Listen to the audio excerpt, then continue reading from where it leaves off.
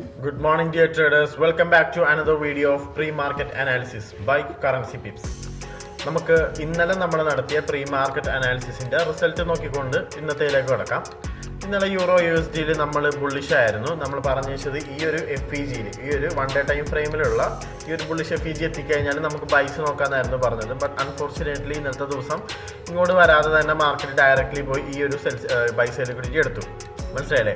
അപ്പോൾ ഈ ആഴ്ച പറയുകയാണെങ്കിൽ മൺഡേ, ട്യൂസ്ഡേ, വെനസ്ഡേ 3 ദിവസം കോൺസിക്വൻ്റ്ലി അടുപ്പിച്ച് USDയിൽ ബൈയിങ് ആണ് നടന്നിരിക്കുന്നത്. ഇപ്പോൾ കറൻറ്റ്ലി ഉള്ള പ്രൈസ് ആക്ഷൻ വെച്ച് നോക്കുമ്പോൾ ഒരു Tuesday low of the week എന്ന മെത്തേഡാണ് USD ഇന്ന് ഈ ഒരാഴ്ച ഫോളോ ചെയ്യുന്നതാണ് എൻ്റെ വിശ്വാസം. അപ്പോൾ നമുക്ക് കറൻറ്റ്ലി ഇപ്പോൾ ട്രേഡ് പ്ലാൻ ചോദിക്കുകയാണെങ്കിൽ ഒരു 4 hour FEG ബുള്ളിഷ് FEGയിലാണ് കറൻറ്റ്ലി ഇപ്പോൾ USD നിൽക്കുന്നത്. But I'm not sure about that. കാരണം ഇപ്പോൾ ഒരു ബൈ സെൽ ലിക്വിഡിറ്റി നേരത്തെ കണ്ടില്ലേ 1 ഡേ ടൈം ഫ്രെയിമിൽ. അപ്പോൾ 1 മിനിറ്റ് ഞാൻ അതൊന്ന് മാർക്ക് ചെയ്തോട്ടെ. ഓൾ ഇൻ്റർവെൽസിൽ കൊടുക്കട്ടെ. ഓക്കെ, കൊടുത്തിട്ടുണ്ട്. അപ്പോൾ 4 hour ടൈം ഫ്രെയിമിൽ ഇവിടുന്ന് ഒരു സ്ട്രക്ചർ ഷിഫ്റ്റ് മേ ബി കിട്ടണമെന്നുണ്ടെങ്കിൽ ഇൻട്രാഡേ ബേസിസിന് നമുക്ക് USD ഷോർട്ട് ചെയ്യാം.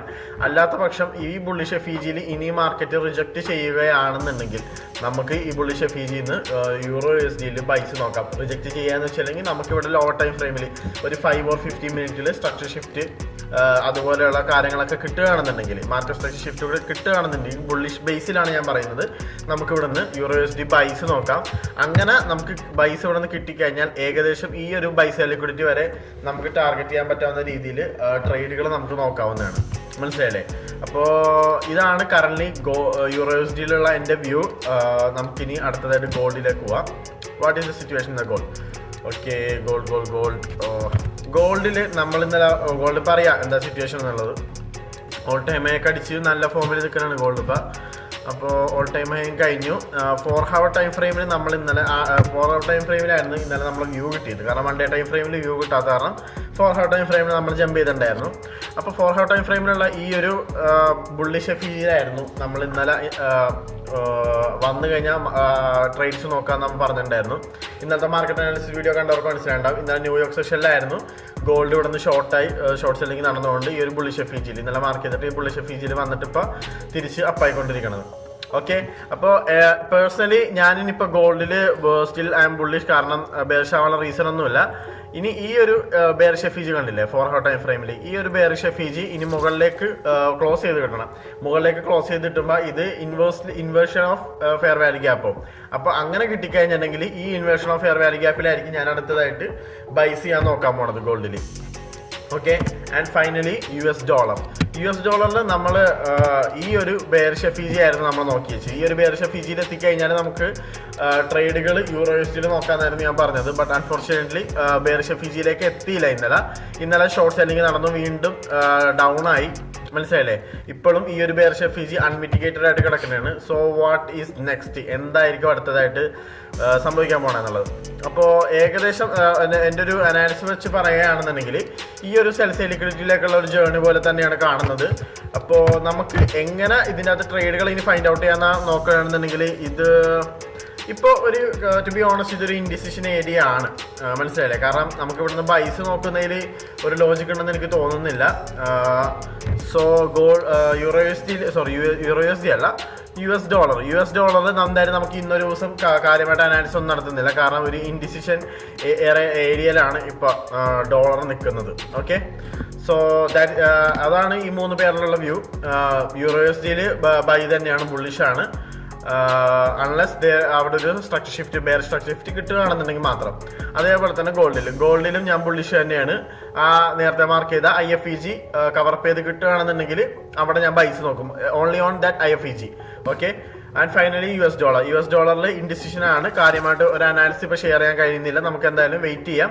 ആസ് എ ട്രേഡർ നമ്മുടെ ജോബ് തന്നെയാണ്. നമുക്ക് എല്ലാ ദിവസവും അനാലിസിസ് കറക്റ്റായിട്ട് കിട്ടിയെന്ന് വരില്ല, നമുക്ക് വെയിറ്റ് ചെയ്യേണ്ടി വരും. ഈ ആഴ്ച ഇപ്പോൾ ടോട്ടലി 2 hour ഇപ്പോൾ അപ്പായിട്ട് നിൽക്കാനാണ് നമ്മൾ. So it's enough. നമുക്ക് നോക്കാം എങ്ങനെയാണ് മാർക്കറ്റ് ബിഹേവ് ചെയ്യുന്നുള്ളത് വരുന്ന മണിക്കൂറുകളിൽ, വരുന്ന ദിവസങ്ങളിലും. ഇന്നിപ്പോൾ നാളെയും കൂടെ ഉള്ളൂ മാർക്കറ്റ്. നമുക്ക് നോക്കാം എങ്ങനെയാണ് പ്രൈസിൻ്റെ ബിഹേവിയർ. അതിനനുസരിച്ച് നമുക്ക് നല്ല പ്രൈസ് ആക്ഷൻ കിട്ടുകയാണെന്നുണ്ടെങ്കിൽ മാത്രം ട്രേഡുകൾ നമുക്ക് എടുക്കാം. ഓക്കെ, ആൻഡ് ഫൈനലി നമുക്ക് ഇന്നത്തെ ന്യൂസ് കൂടെ പറഞ്ഞ് വൈൻഡപ്പ് ചെയ്യാം. ഇന്ന് തേഴ്സ്ഡേ July 18th ആണ്. യൂറോ USDയിൽ 8:15, അതായത് ന്യൂയോർക്ക് ടൈം 8:15 അത് പറയുമ്പോൾ ഏകദേശം ഇന്ത്യൻ ടൈം ഒരു 6:45 വരും. 6:45 വൈകിട്ട് 6:45 യൂറോസിൽ 2 റെഡ് ഫോൾഡർ ന്യൂസ് ഉണ്ട്, ഇവന്റുകളുണ്ട്. അപ്പോൾ ഈ രണ്ടും ഞാൻ പേഴ്സണലി ഇതിൽ നോക്കുന്നതാണ്. കാരണം ഇതിൽ ചെറിയൊരു വോളറ്റിലിറ്റി ഞാൻ എക്സ്പെക്ട് ചെയ്യുന്നുണ്ട്. Not like CPI or FOMC, just ഒരു ചെറിയൊരു ടൈനി വോളറ്റിലിറ്റി ആൻറ്റിസിപ്പേറ്റ് ചെയ്യാം. അപ്പോൾ ഹയർ ടൈം ഫ്രെയിമിലൊക്കെയാണ് ട്രേഡ് ചെയ്യുന്നുണ്ടെങ്കിൽ നമ്മൾ പിന്നെ സേഫ് ആയിരിക്കും. ഒരു 1 hour 4 hour ടൈം ഫ്രെയിമിൽ സ്റ്റിക്ക് ചെയ്ത് ട്രേഡ് ചെയ്യുന്ന ആൾക്കാരാണെങ്കിൽ പിന്നെ ബ്രീത്തിങ് സ്പേസ് ഉള്ള ഒരു സ്റ്റോപ്പ് ലോസ് നമുക്ക് ഉണ്ടാവും. ബട്ട് ലോ ടൈം ഫ്രെയിമിൽ ചെയ്യുന്നവർ ഒരു 15, 5 or 30 മിനിറ്റിലൊക്കെ ചെയ്യുന്നവർക്കൊക്കെ ഞാൻ പേഴ്സണലി ആ ടൈമിൽ ട്രേഡ് റെക്കമെൻഡ് ചെയ്യില്ല. ട്രേഡ് ഹോൾഡ് ചെയ്യാൻ ഞാൻ റെക്കമെൻഡ് ചെയ്യില്ല. കാരണം ഈവൻ SL സ്വീപ്പ് ചെയ്തിട്ട് വേണമെങ്കിൽ നിങ്ങളുടെ ഡയറക്ഷനിലേക്ക് മാർക്കറ്റ് പോകാനുള്ള ഒരു പ്രോബബിലിറ്റി ഉണ്ട് ലോ ടൈം ഫ്രെയിമിൽ ചെയ്യുന്നവർക്ക് കേട്ടോ. അപ്പോൾ നോട്ട് ഓൺലി ദിസ് 8:15 8:15 ട്രേഡ് മാത്രമല്ല, ഇത് ന്യൂയോർക്ക് ടൈമാണ് ഞാൻ പറയുന്നത്. ഇന്ത്യൻ ടൈമിലേക്ക് ഒന്ന് കൺവേർട്ട് ചെയ്യണം. നമ്മൾ ICTയിൽ ഫുള്ളി ന്യൂയോർക്ക് ടൈം ബേസ്ഡ് ആയിട്ട് നമ്മൾ ട്രേഡ് ചെയ്യുക. അപ്പോൾ 8:15 എന്ന് പറയുമ്പോൾ ഈവനിങ് 5:45 ആണ്, ഈവനിങ് 5:45 പിന്നെ 8:30 എന്ന് പറയുമ്പോൾ ഈ നമ്മുടെ ഇന്ത്യൻ ടൈം വൈകിട്ട് 6 മണിക്ക് അൺഎംപ്ലോയ്മെന്റ് ക്ലെയിംസ് ഉണ്ട്. ഇതാണ് ഞാൻ മെയിനായിട്ട് നോക്കുന്നത്. ഇതിന് എന്തായാലും ഒരു മൊമെന്റ് ഉണ്ടാവും. SL അടിച്ചിട്ട് സ്വീപ്പ് ചെയ്യുന്ന മൊമെന്റുകളാണ് ചില ടൈമിലൊക്കെ വരാറ്. സോ നോക്കുക, ലോ ടൈം ഫ്രെയിമിൽ ട്രേഡ് ചെയ്യണവർ. എൻ്റെ ട്രേഡ് ഇപ്പോൾ ഹൈ ടൈം ഫ്രെയിമിലാണ് എനിക്കിപ്പോൾ കിട്ടുക എന്നുണ്ടെങ്കിൽ ഞാൻ എന്തായാലും ഹോൾഡ് ചെയ്യും. പക്ഷേ ട്രേഡ് ഹൈ ടൈം ഫ്രെയിം അല്ല എന്നുണ്ടെങ്കിൽ ഞാൻ എന്തായാലും ഹോൾഡ് ചെയ്യില്ല.